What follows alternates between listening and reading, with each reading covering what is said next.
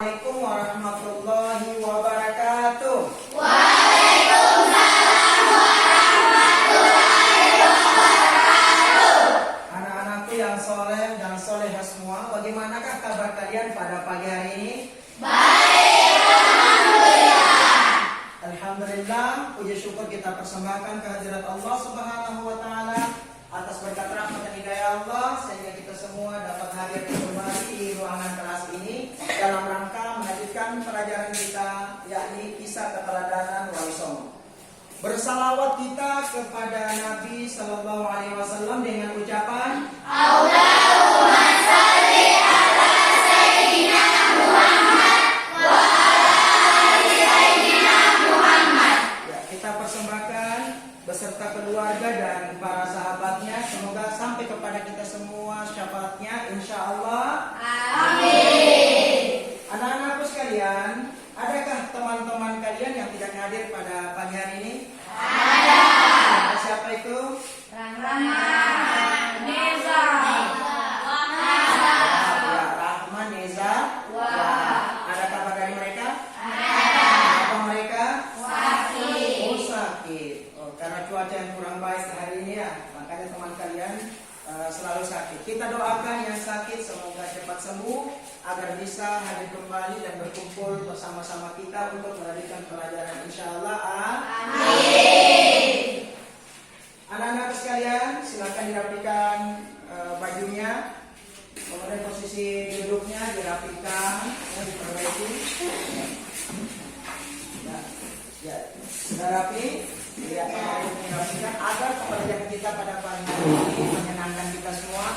Meskipun baju kalian yang penuh dengan warna-warni, karena Ustaz tahu pada hari ini sebelum kita masuk ke pelajaran ini kalian praktek olahraga. Ya, Ustaz maklumi. Inilah bukti kesenangan kita pada pagi hari ini. Anak-anak sekalian, sebelum kita melanjutkan pelajaran, kita awali dengan doa, dengan berdoa bersama. Bismillahirrahmanirrahim. Raditu billahi rabban wa bil Islam dinan wa bi Muhammadin nabiyyan wa rasulan.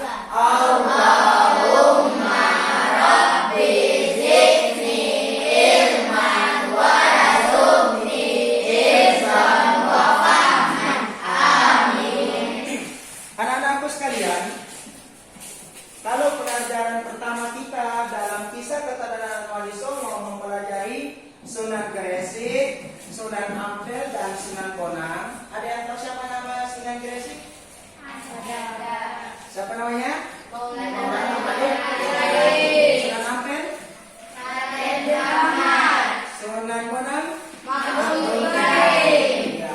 Kita ketahui bahwasanya Sunan Gresik menyiarkan ajaran agama Islam yang berakhlak mulia, mengedepankan budi pekerti yang baik. Kemudian beliau juga salah seorang pejuang yang membebaskan masyarakat Jawa dari ketertindasan Sriwijaya. Kemudian beliau juga mengajarkan cara-cara yang baru untuk bercocok tanam bagi masyarakat pada waktu itu.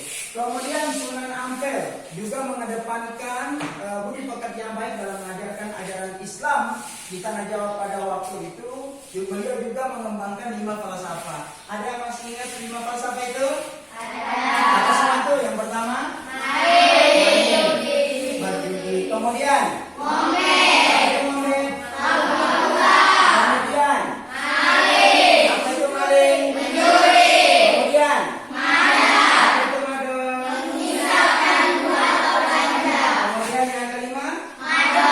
Madon. Jadi 5 perkara ini perbuatan yang sangat tercela dan tidak boleh kita lakukan.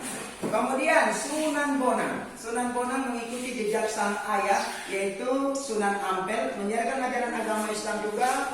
Selain mengedepankan perilaku dan akhlak mulia, beliau juga mengedepankan cara-cara berdakwah melalui seperangkat alat musik. Seperangkat musik, yaitu dia memasukkan alat musik bonang ke dalam seperangkat alat musik gamelan, sehingga beliau dikenal dengan Sunan Bonang. Beliau juga masukkan falsafah dalam setiap syair lagu yang dimainkan dalam alat musik musik Bonang, yaitu dikenal dengan lagu Tombok Hati, yaitu obat hati. Ada 5 perkara.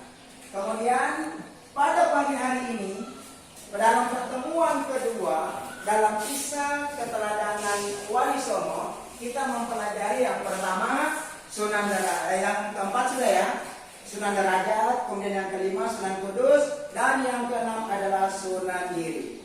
Untuk memudahkan pembelajaran kita pada pagi hari ini, kita menggunakan media gambar. Yang seharusnya kita menggunakan audio visual ya, atau alat proyektor yang disebut dengan infokus. Karena infokus kita lagi bermasalah, maka solusi yang kita gunakan adalah kita menggunakan media gambar. Ya, media gambar. Tugas kalian adalah mengamati, setelah mengamati, mengemukakan hasil pengamatan kalian.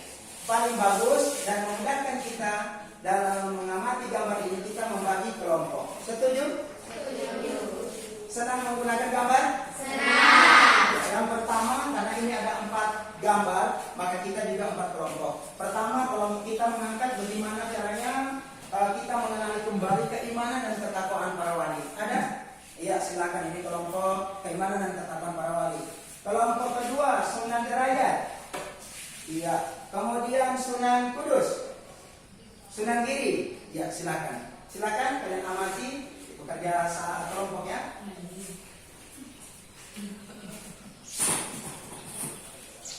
Sudah ada yang siap? Ya, silakan.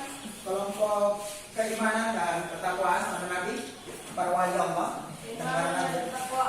Sunan Derajat, Sunan Kudus, dan Sunan Giri. Keimanan mereka sangat tinggi. Mereka mengakui kekuatan Allah Subhanahu wa Ta'ala, tidak mengakui kekuatan lain atau benda-benda yang dianggap kamu. Ya. Kemudian selanjutnya, ketakwaan Sunan Derajat, Sunan Kudus, dan Sunan Giri. Mereka adalah orang-orang yang senantiasa melaksanakan perintah Allah dan menjauhi segala apa yang dilarangnya, dan senantiasa mengerjakan yang sunnah dan menjauhi yang makruh dan haram. iya, kita berikan aplaus dulu buat kelompok keimanan dan ketakwaan. Selanjutnya, kelompok yang siap, silakan. Sunan Derajat, kita sudah dia diperkirakan wafat pada 1702. Sampai Sunan Derajat dijalani ada desa Derajat, kecamatan Kecilan, Lamongan, Jawa Timur. Bahwa kisah keteladanannya adalah cara dakwah yang menekankan keteladanan dalam hak perilaku yang terpuji, kedermawan, kerja keras, dan peningkatan kemakmuran masyarakat sebagai pengamalan agama Islam. Sunan Derajat juga berdakwah melalui kesenian. Ya, berikan aplaus buat Sunan Derajat. Ya, selanjutnya Sunan Kudus, silakan. Sunan Kudus adalah putra Sunan Gunung atau Raden Ridwan Haji. Ia memiliki peran yang besar dalam pemerintahan Kesultanan Demak. Ia menduduki posisi sebagai panglima perang, penasihat Kesultanan Demak, dan hakim peradilan negara. Selanjutnya, keteladanan Sunan Kudus. Beliau banyak berdakwah di kalangan kaum penguasa dan priayi di Jawa. Salah satu peninggalannya yang terkenal adalah Masjid Menara Kudus. Iya. Berikan aplaus buat kelompok Sunan Kudus. Selanjutnya kelompok yang terakhir, yaitu Sunan Giri. Sunan Giri adalah putra Maulana Ishak. Ia termasuk murid Sunan Ampel dan seperguruan dengan Sunan Bonang. Salah satu keturunannya adalah Sunan Giri Prapen yang menyebarkan agama Islam ke wilayah Lombok dan Bima. Selanjutnya, Sunan Giri akan berjasa mendakwakan Islam di Jawa, bahkan sampai ke wilayah timur Indonesia dan pernah menjadi hakim dalam perkara sensitif. Jenazah pun juga berdakwah melalui kesenian. Berikan aplaus buat kelompok Sunan Giri. Ya. Ustaz kasih kesempatan kalian untuk menanggapi pemaparan dari hasil pengamatan dari setiap kelompok. Silakan ada. Oh, ya.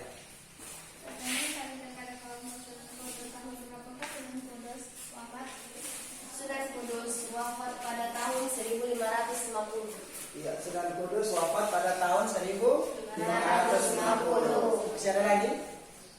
Yang menyaga? Belum ada ya? Belum ada yang menyaga?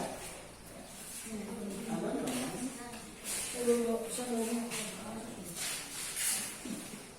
Oke? Kalau tidak ada, Ustadz sedikit perdalam materinya ya. Pertama, Sunan Derajat ini adalah keteladanan sama dengan para wali sebelumnya, mengedepankan akhlak yang mulia. Kemudian beliau pekerja keras, mengajak para wali untuk bekerja keras. Kemudian dia juga menanamkan dakwahnya melalui syair atau tembang lagu, sama dengan Sunan Bonang ya. Kemudian Sunan Kudus ini memiliki peranan penting di dalam Kesultanan Demak ya. Beliau ini juga sebagai hakim yang tertinggi di Kesultanan Demak. Beliau ini dikenal dengan orang-orang yang jujur, menegakkan akhlak yang baik, dan beliau ini proses dakwahnya dia berdakwah di kalangan para penguasa. Akhirnya Islam itu sampai kepada pelosok-pelosok. Kemudian Sunan Giri juga adalah mengedepankan keteladanan, perilaku atau budi pekerti yang baik yang dikenal dengan akhlak yang mulia, berdakwah dengan mengedepankan hati yang bijak dan penuh rasa kasih sayang kepada sesama. Dan beliau juga berprofesi sebagai hakim yang mengadili ketika masyarakat yang ada bersalah. Salah satu yang diberikan keadilannya memutuskan perkara sesi pidana. Dari sini ada pertanyaan? Kalau tidak ada pertanyaan, Ustaz boleh bertanya? Boleh, ya. Kira-kira kisah keteladanan Wali Songo ini, keteladanan apakah yang harus kita terapkan dalam kehidupan kita sehari-hari? Ya, silakan. Keteladanan para wali Allah yang dapat kita terapkan dalam kehidupan kita setiap hari adalah: pertama, berbudi pekerti yang baik; kedua, menjaga kasih sayang kepada semua orang, tidak rajin beribadah dan sombong. Iya, menurut teman kalian adalah pertama, berbudi pekerti yang baik, menebar kasih sayang kepada semua orang, rajin dan taat beribadah. Masih ada yang lainnya? Ya, silakan, Asma. Yaitu saling menghormati dan saling menyebarkan antara sesama manusia. Yang kemudian yang lainnya, saling menghormati dan saling menghargai antara sesama manusia. Hal ini perlu kita terapkan dalam kehidupan kita sehari-hari. Hal ini menghindari kita dari sikap kesenjangan sosial. Karena yang terjadi akhir-akhir ini di negara kita banyaknya kesenjangan sosial. Banyak di antara kita tidak menghargai dan menghormati agama lain. Nah, yang seharusnya sebagai orang Islam yang baik, dari keteladanan para wali yang kita pelajari, kita harus menghargai dan menghormati orang lain meskipun dia agamanya lain. Kita berikan kasih sayang. Dengan cara-cara seperti itu, insya Allah orang-orang itu atau agama lain bisa tertarik dengan ajaran agama kita. Masih ada? Nah, sekarang dari gambar ini mungkin ada yang mengamati. Ini ada satu gambar masjid. Ada yang tahu apa ini? Ya silakan. Gambar salah satu bukti sejarah adanya wali Allah yang pertama kali menyandang ajaran Islam di Indonesia, yang peninggalan Sunan Kudus dikenal dengan Nasrul Nyaras Bukan. Oh iya. Berikan aplaus dulu buat teman kalian salsa. Bahwa gambar ini adalah salah satu bukti sejarah atau peninggalan situs sejarah bahwasanya wali Allah itu ada di Indonesia sebagai wali Allah pertama kali menyiarkan ajaran agama Islam. Nah, gambar masjid ini adalah peninggalan salah satu wali Allah yang bernama Sunan Kudus yang dikenal dengan Masjid Menara Kudus. Hingga saat ini masih berdiri kokoh di Jawa. Demikian pembelajaran kita pada pagi hari ini. Untuk memperdalam pelajaran kita, ya Ustadz berikan tugas kepada kalian semua untuk dikerjakan di rumah melalui LKPD ya.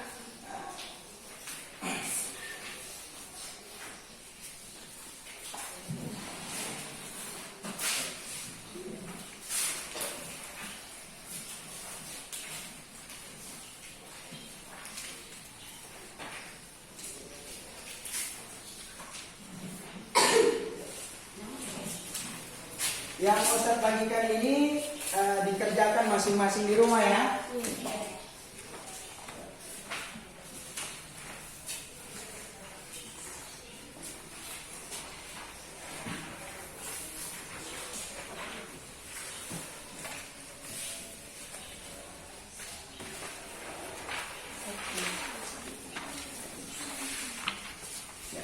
LKPD, lembar LKPD yang ada di tangan kalian masing-masing ini dikerjakan di rumah untuk memperdalam materi kita pada pagi hari ini. Kemudian disandingkan dengan buku pembelajaran yang ada di tangan kalian. Selanjutnya pelajari juga 3 wali berikutnya, yaitu wali ke-7, 8, dan ke-9 sebagai pertemuan ketiga kita dalam tema kisah keteladanan Wali Songo. Ya, kita akhiri pertemuan kita. Ya, sebelum kita akhiri, demikianlah pembelajaran kita pada pagi hari ini. Semoga bermanfaat bagi kita semua dan semoga menjadi berkah bagi kita semua. Insya Allah. Amin. Mari kita akhiri pembelajaran kita dengan mengucapkan Alhamdulillah.